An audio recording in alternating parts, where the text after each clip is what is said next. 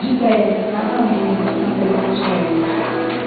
Glória a vós, Cristo, Verbo de Deus.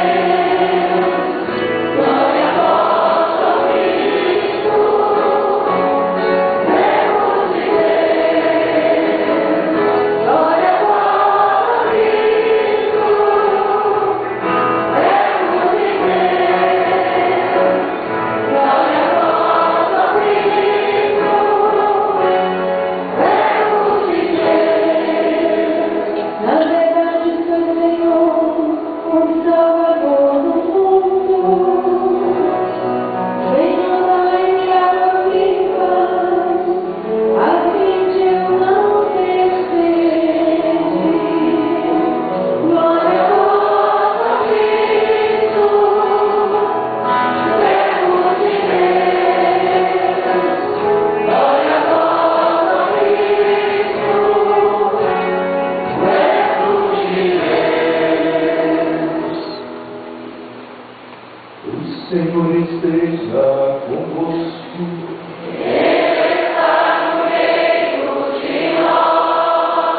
Proclamação do Evangelho de Jesus Cristo segundo João.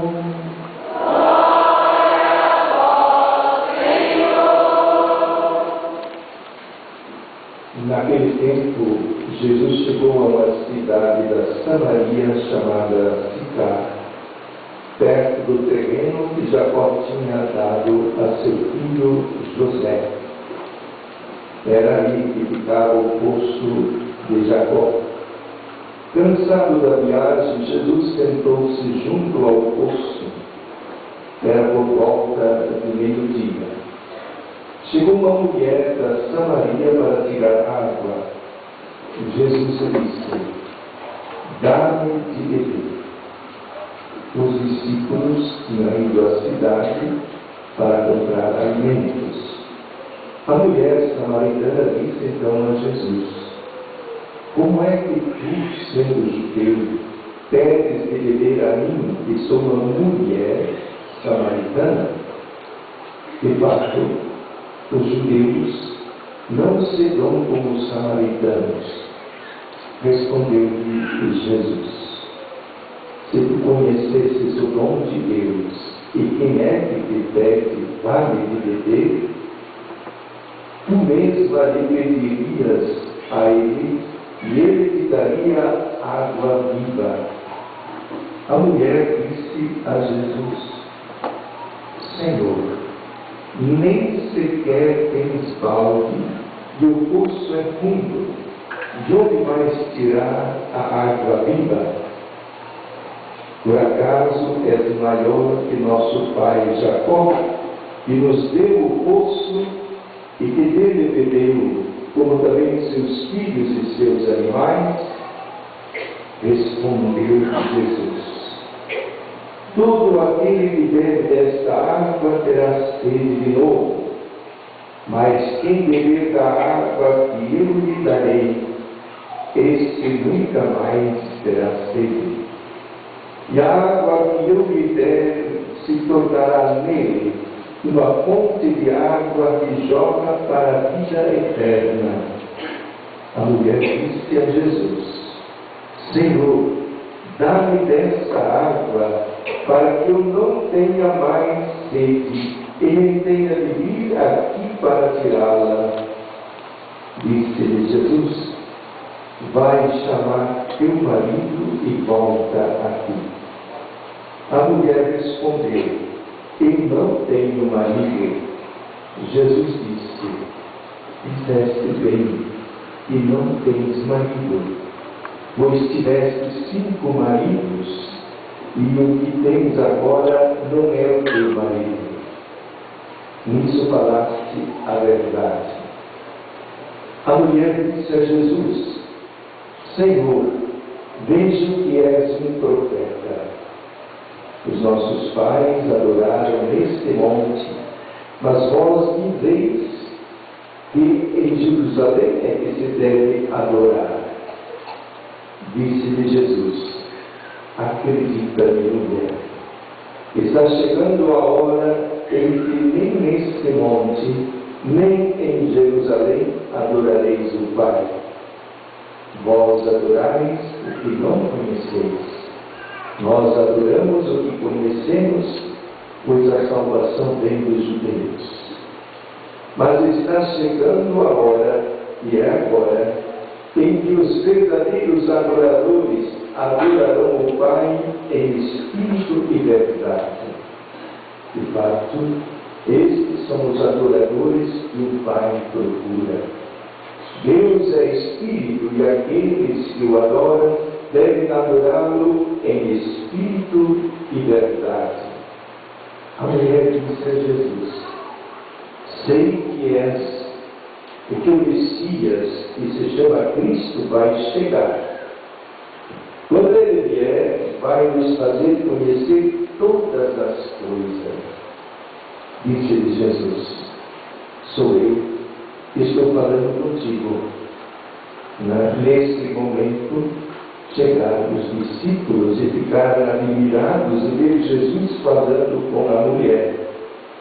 Mas ninguém perguntou: que desejas? Ou por que falas com ela? Então a mulher deixou o seu cântaro e foi à cidade, dizendo ao povo: vim ver um homem que me disse tudo o que eu fiz.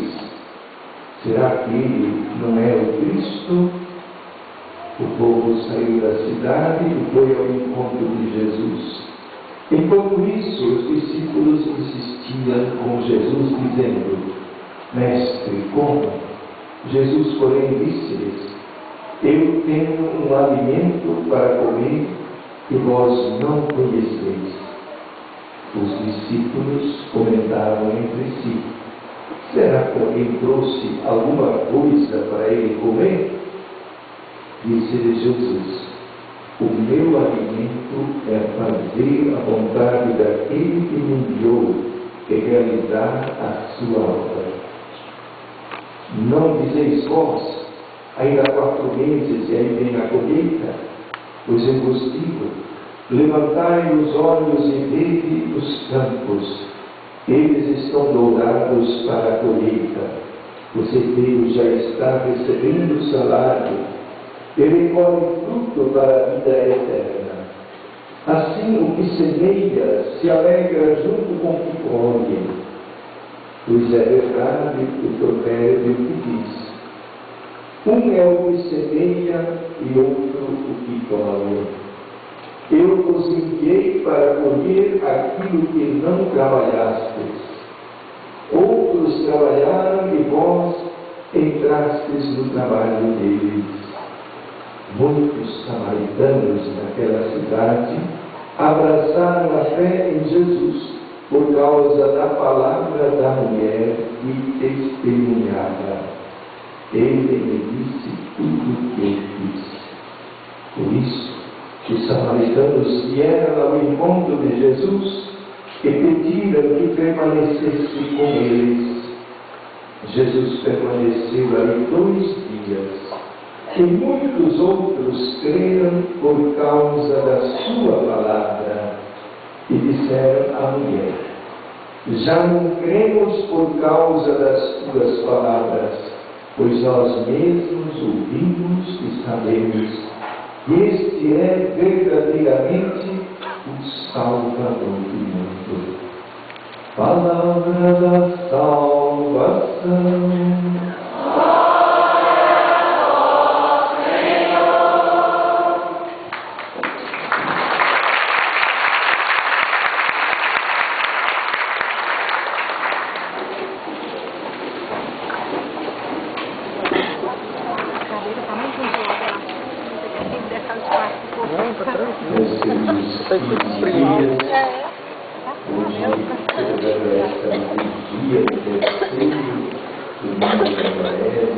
A nossa caminhada para a paz.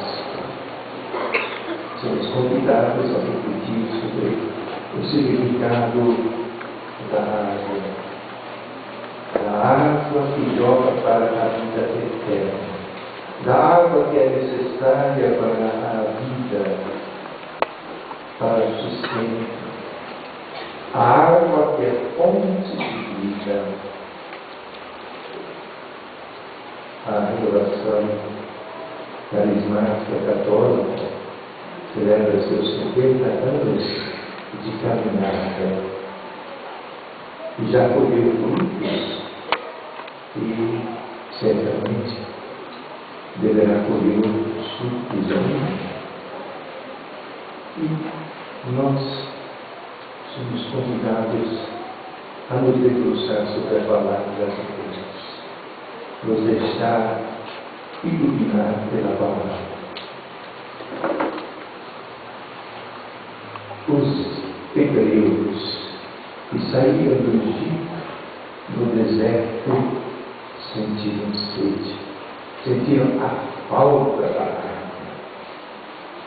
e por isso murmuraram, por isso se queixaram de Moisés. Chegaram a dizer: nos tiraste do Egito para nos fazer morrer de sede aqui no deserto. É uma acusação pesada que o povo fez a Moisés. Nos tiraste do Egito para nos fazer morrer de sede no deserto. As falsas lideranças fazem isto.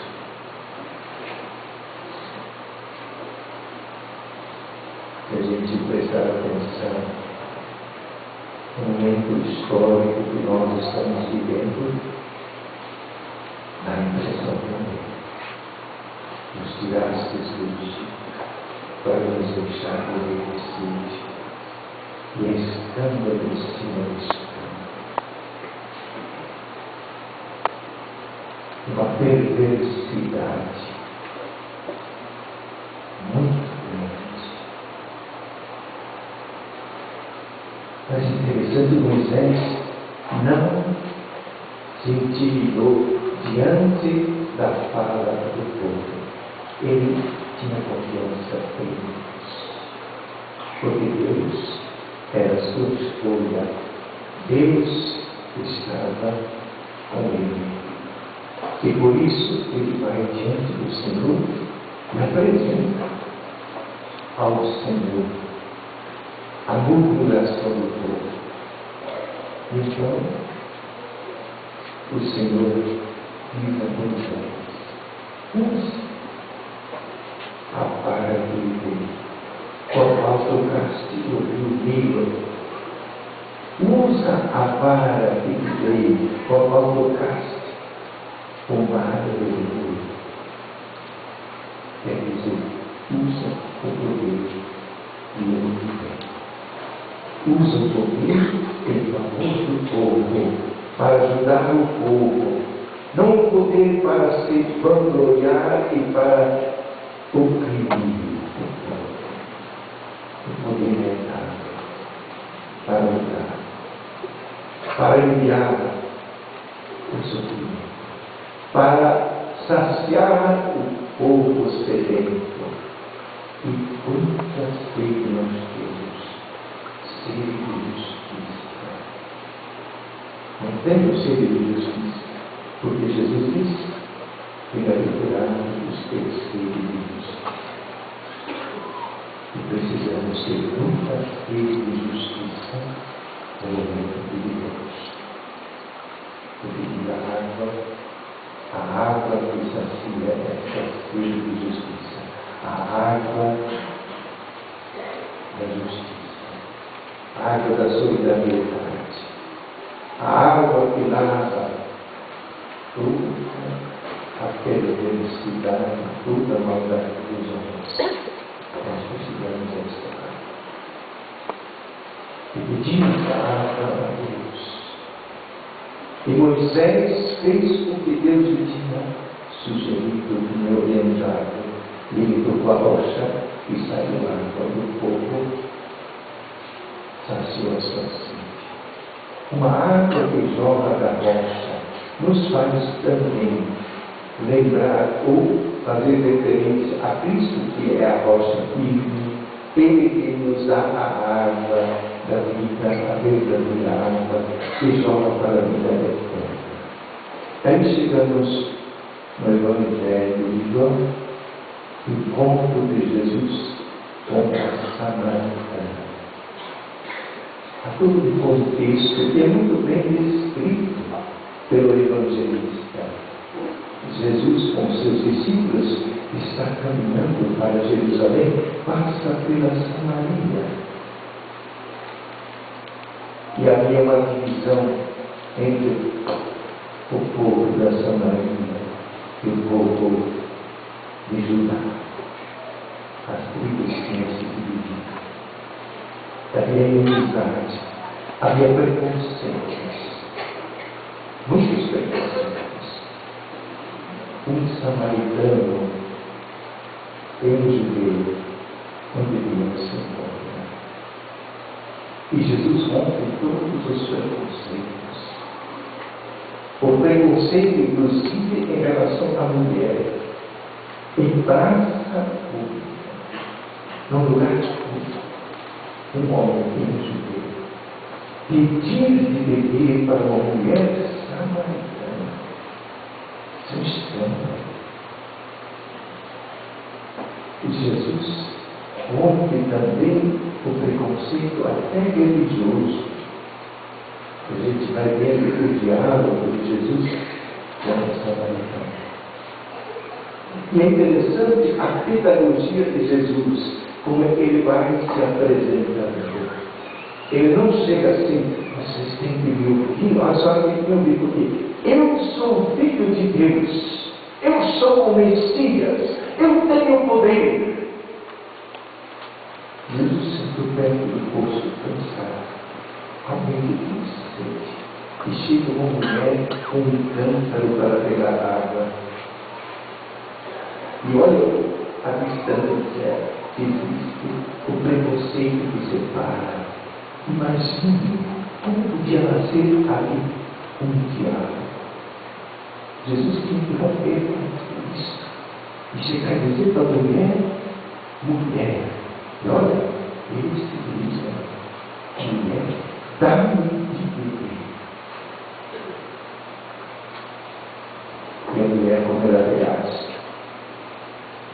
dentro da cultura, da compreensão de todos os preconceitos.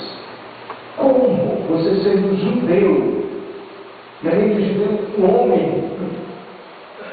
vem pedir para mim, sua mulher, e samaritana, diga da água de Deus. Se parece que está bem assim, né? Fora da canção. Ela agora não entende. E Jesus insistiu. Quem é você? A mulher perguntou. Não é assim?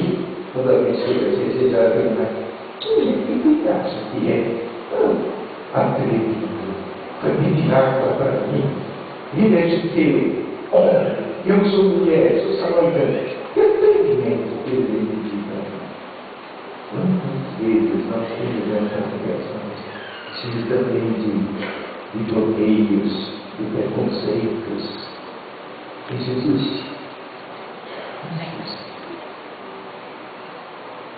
se soubesses, Ele está pedindo, dá-lhe de beber, você mesmo irias pedir a Ele. Aí ela ficou desarmada do preconceito. Começou a interessar-se, estabeleceu o diálogo. E ele disse: pedirias essa água, e eu me daria a água e jorra para a vida eterna. E não terás mais que vir aqui para tirar água, porque ela sacia toda a tua sede. Quanta sede nós temos, quais as sedes que nós precisamos que sejam saciadas por Cristo. E ela diz: mas não tens nem um balde, nem uma vasilha para tirar água, e ainda fala, se soubesse eu pedir para mim.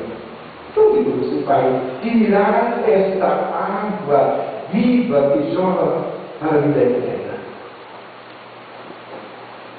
Aliás, ela vai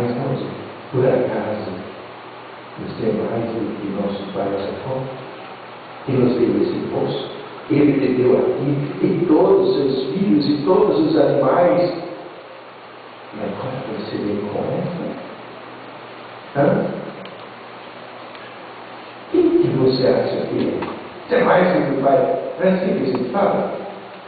Você acha que é mais do que fulano de tal? E Jesus disse: eu sou. Eu sou.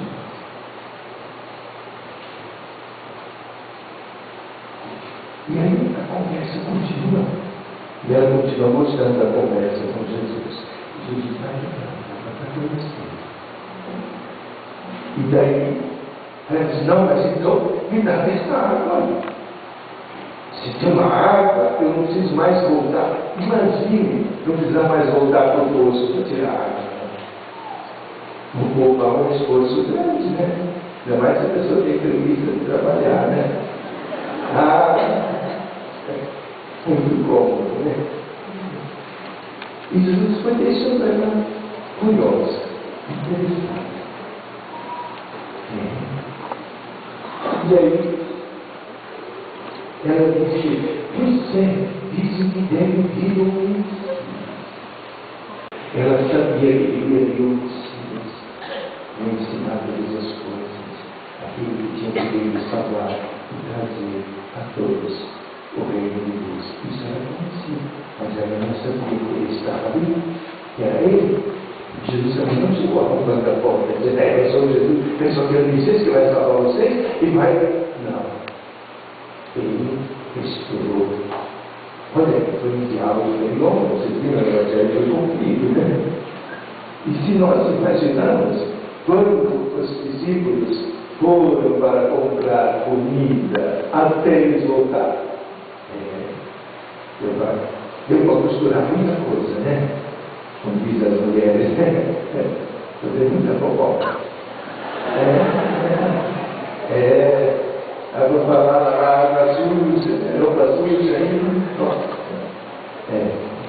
E Jesus foi lindo. E Jesus disse: não sou eu com quem você está falando. Quando ela abriu a perspectiva de que ela sabia que devia vir o Messias, Jesus não perdeu tempo. Disse: eu sou o Messias. Ele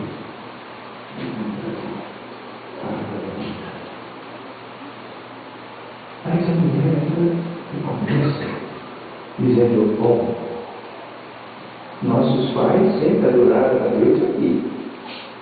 Olha a diferença religiosa, a discussão, o preconceito religioso. Mas vocês dizem que é lá em Jerusalém. Toda a dificuldade que nós temos no diálogo ecumênico, todas as divisões que vão acontecendo na igreja, no cristianismo, né? Cristãos que se dizem mais de Jesus Cristo que outros, né? E que acham que tem toda a verdade, né? E Jesus diz: não, vai chegar o tempo em que não se vai adorar Deus nem aqui, nem em Jerusalém. O Pai, Ele quer adoradores que o adoram com espírito e verdade. Que as pessoas sejam verdadeiras. Não façam somente de conta a questão adorando a Deus. Não use cordas mágicas, mas iluminação. Não. Deus quer adoradores que adoram com espírito e verdade. E aí, na verdade, é verdade.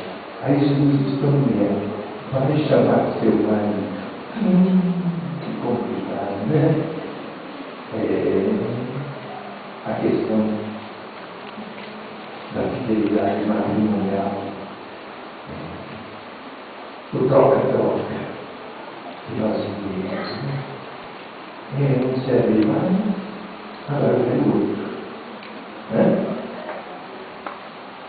Só enquanto durar.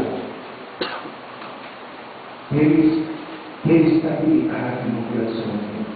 Ter compromisso, assumir com o Espírito de verdade, adorar a Deus no Espírito de verdade. Não é fácil, não. E aí ela diz: não tem marido. Às vezes você falou bem, você é sincera. Seja sincera. Porque você já teve 5. E o que você tem agora não é assim. Nós vamos enganar. Não é assim. Quando eu ouvi tudo isso. Mas, então, o Senhor, olha, como começa a mudar. Não é mais um judeu. Agora ele já é o Senhor. Ela já reconhece que ele é o Senhor. E, porque conhece tudo que eu fiz, como você protege. Não, só pode ser. Para saber isso, tudo que aconteceu na minha vida, só pode ser um protege. Aí ela larga aquilo que era o objeto principal e o objetivo primeiro ficou do lado. Ela deixou o cântaro e foi correndo. Quando ela percebeu quem era Jesus, quando ela o reconheceu, quando esse anúncio chegou e ela começou a entender que esse homem aí era o Senhor. Ela saiu correndo para anunciar. Ela se tornou a primeira missionária antes dos apóstolos. Ela foi para ensinar para seus conterrâneos. Eu encontrei um homem que sabe tudo, disse tudo o que eu fiz. E o que ela concluiu isso? Será que ele não é o Messias que estamos esperando?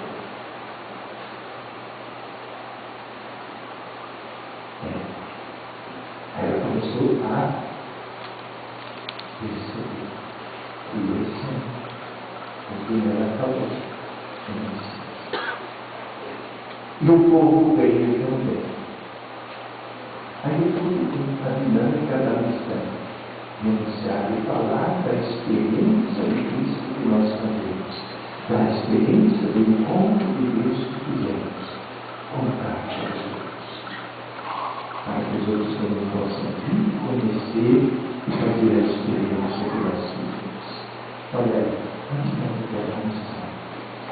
Não é levar aquele outro mundo de vida, que seja bom que não sei o que ele se converter. Ou mais, teremos tempo. E a pessoa se afasta, não é ainda, mas como testemunha. Testemunha daquilo que aconteceu. Porque eu experimentei com Deus. Isso. Coloca tudo atrás da orelha e as pessoas começam a se interessar. E aí as pessoas vieram com Jesus. Por causa da palavra da mulher, eles disseram, a Jesus. Mas aí eles pediram para Jesus que ele ficasse mais com ele. Aí, quando nós encontramos Jesus, brota o desejo de viver conosco.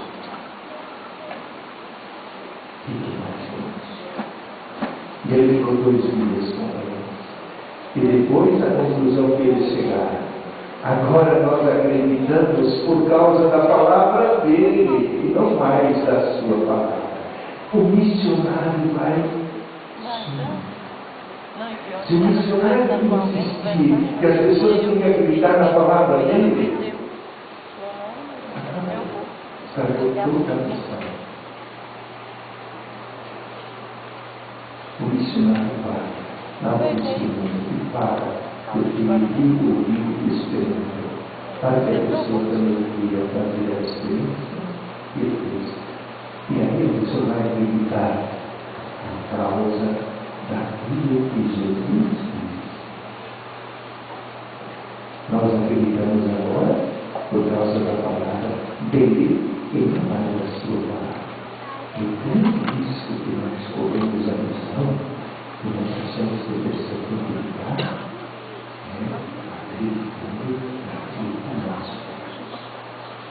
cada um deles na nossa missão, na nossa palavra, no nosso ministério. O ministério só tem sentido se ele fizer a pessoa a descobrir Jesus Cristo, a encontrar Jesus Cristo, a seguir Jesus Cristo. Não o ministério não servir. Não funciona. Não vamos cuidar. E às vezes nós nos tornamos assim tão fervorosos com isso que achamos que nós temos a garota nos olhos do outro, né? E somos ovelha comprada. Não. É isso. E nós devemos sempre conduzir as pessoas a Cristo, fazer as pessoas chegar a Cristo. Fazer as pessoas que têm que fazer essa experiência, como fez a samaritana, e como ela levou essa mensagem do testemunho aos seus conterrâneos, que vieram também conhecer Jesus, que fizeram a experiência e acreditaram nele, na sua palavra, por causa do testemunho da palavra da mulher. Tá? Então, aí está toda a dinâmica do anúncio, do carisma, está toda a dinâmica da missão, né? Da igreja, a missão também do movimento da renovação carismática, que é movimento que só tem sentido se for igreja e estiver em profunda unidade e não uma igreja. Algumas coisas lá nos ministérios que colocam, né? Igreja tem todos os ministérios, né? Talvez tenha que achar um nome apropriado para isso. Por enquanto é isso que se usa, né? Mas há muitos ministérios matrizes.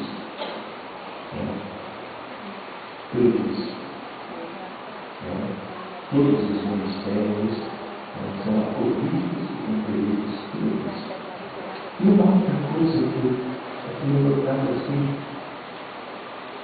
é bom, quando fala assim de intercessão, de orações, a igreja toda a liturgia é intercessão. Toda a liturgia é o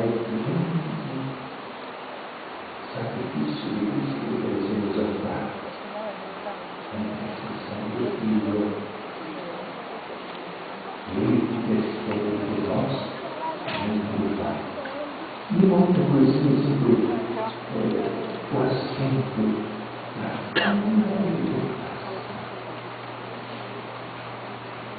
a igreja tem um sacramento para isso. Isso é qual é o sacramento da cura e libertação? Como? É o sacramento da reconciliação, o sacramento da misericórdia, o sacramento da conversão. Se um ministério, um serviço, um trabalho de evangelização se chamar cura e libertação e não chegar ao sacramento da reconciliação, não está com plena unidade comum. Não produz a verdadeira unidade e libertação. A unidade certa, como é que se diz?